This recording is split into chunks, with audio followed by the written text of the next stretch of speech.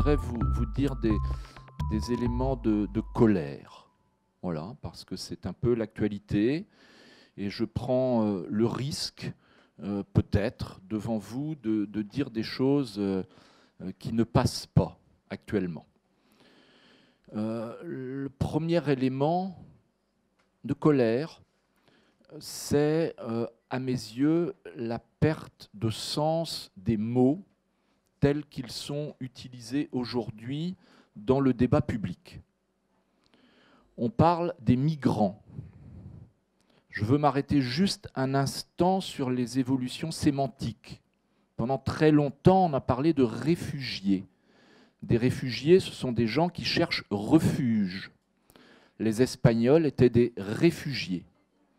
Et tant d'autres derrière eux, tant d'autres déjà avant eux, les Hongrois de 1956 étaient réfugiés aussi. C'est le terme que l'on employait.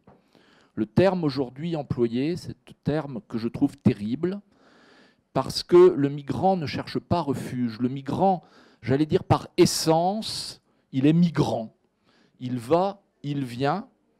On oublie d'une certaine manière qu'il quitte des bombes et des destructions, et on ouvre la porte à des propos sur le fait que les migrants, par essence, par définition, viennent chercher des conditions sociales très privilégiées. Donc, perte du sens des mots, je crois, et il faut s'en méfier.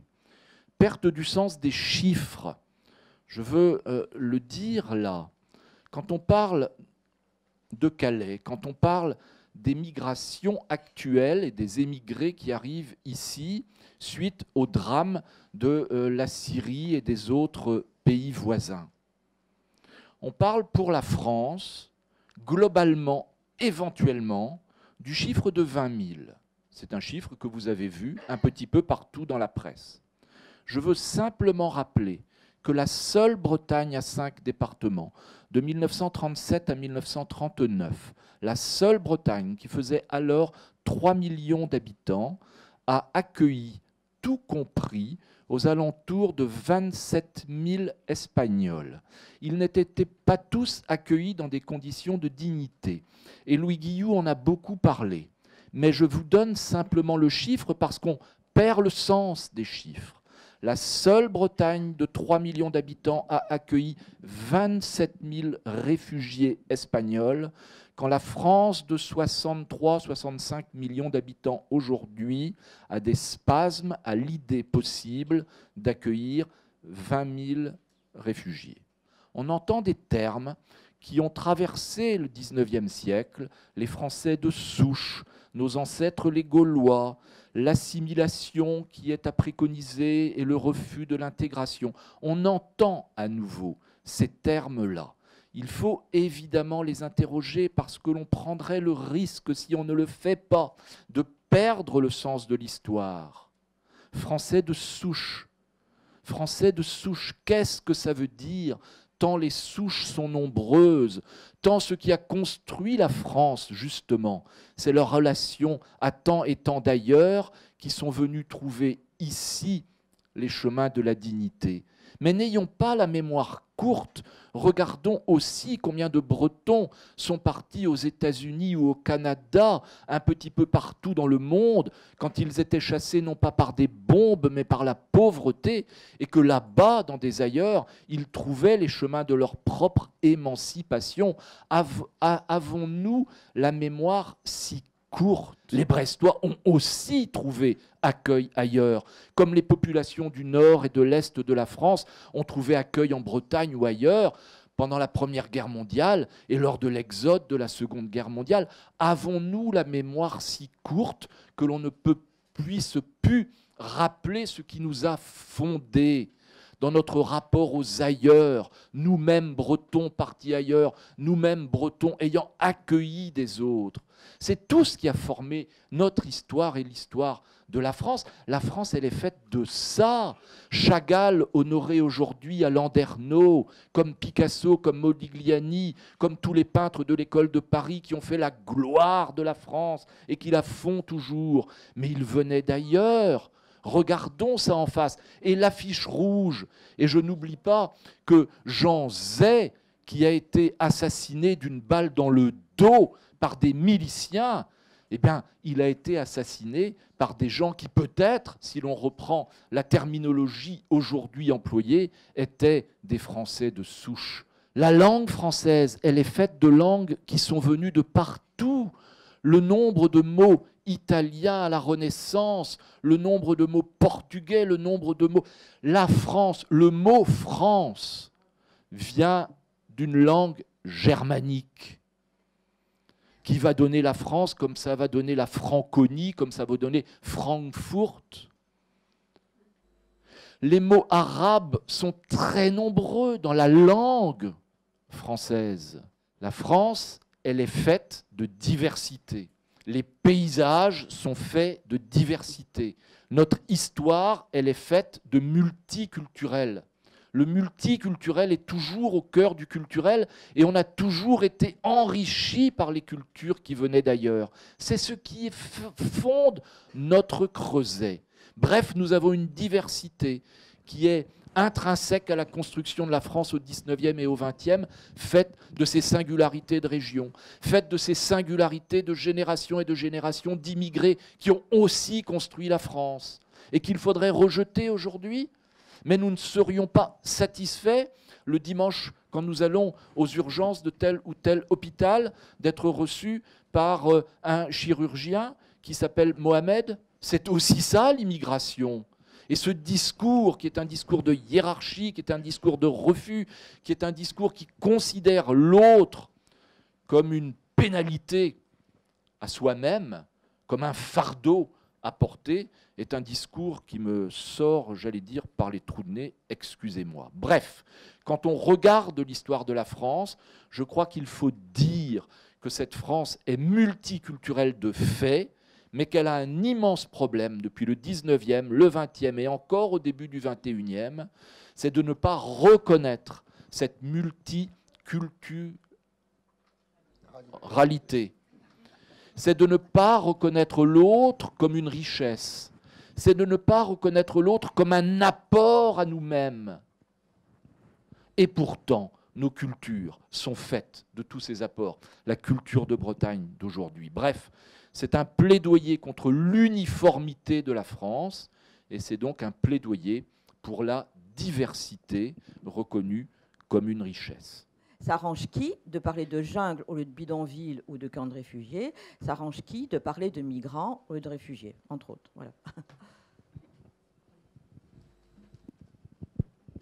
Merci pour cette question complexe, évidemment. Je vais commencer par ce qui me semble être la toile de fond. Nous avons été une grande puissance coloniale, une grande puissance tout court. La langue française a régné sur le monde et d'une certaine manière, à la Révolution et après, et cela a nourri le récit national que l'on a longtemps appelé le roman national. La France s'est considérée comme un des phares de l'humanité, le berceau ou un des berceaux de la démocratie et des droits de l'homme. La France a vécu sur ce roman-là, construit progressivement dans le sillage de Jules Michelet au XIXe siècle, et cela va traverser le XIXe et le XXe. Les grands hommes aussi progressivement vont disparaître. Le récit national français s'est très longtemps nourri des grands hommes. Et nous avons eu des grands hommes, Louis XIV, Napoléon, et puis ça continue, on arrive à De Gaulle, et puis là, ça commence à battre un petit peu de l'aile. L'histoire d'une grande puissance qui va devenir, peu ou prou, une puissance moyenne, une petite grande puissance, une grande puissance moyenne, puis une puissance moyenne tout court. Ça, c'est la ligne de force, de fond. D'autres éléments. Pendant les mêmes décennies, la montée de l'Europe, la perte d'un certain nombre de prérogatives, le développement à partir de 1982, embryonnaire et très faible, mais néanmoins nouveau dans l'histoire institutionnelle de la France du fait régional, et donc en infranational, l'émergence de quelque chose, et puis en supranational, le développement de l'Europe.